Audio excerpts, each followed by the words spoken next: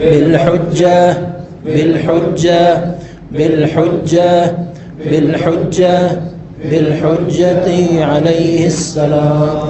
اللهم إنا نسألك وندعوك ونقسم عليك بأحب الخلق إليك وبمن توجهنا بهم لديك، محمد وأهل بيته الطيبين الطاهرين، ألا تردنا من ساحتك خائبين. اللهم عجل فرج مولانا صاحب العصر والزمان، اللهم عجل فرجه وسهل مخرجه وأوضح منهجه وزين الأرض بطول بقائه، واكحل نواظرنا بنظرة منا إليه، واجعلنا من خدامه وأعوانه ومقوية دولته وسلطانه، وأنعمنا بأيامه. اللهم احفظ مراجعنا، اللهم احفظ حوزاتنا، اللهم احفظ علماءنا الأعلام، اللهم احفظ العاملين في خدمة الإسلام، اللهم فرج عن شيعة أمير المؤمنين في كل مكان، لا سيما شيعة أمير المؤمنين في العراق وفي البحرين.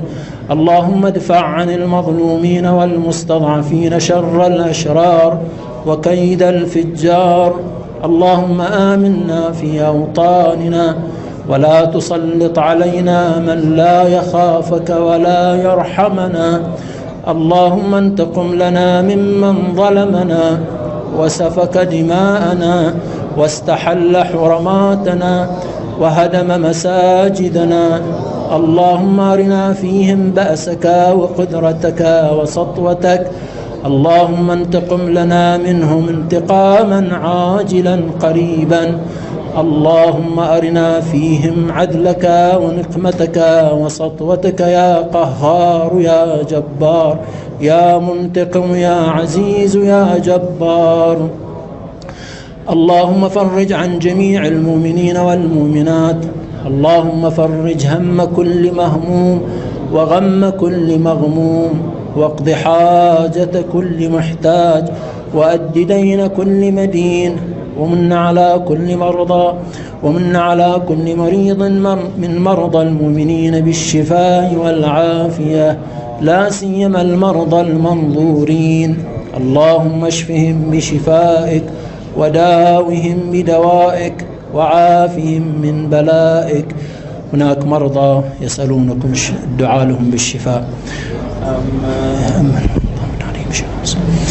اللهم إن عليهم الشفاء والصحة والعافية. اللهم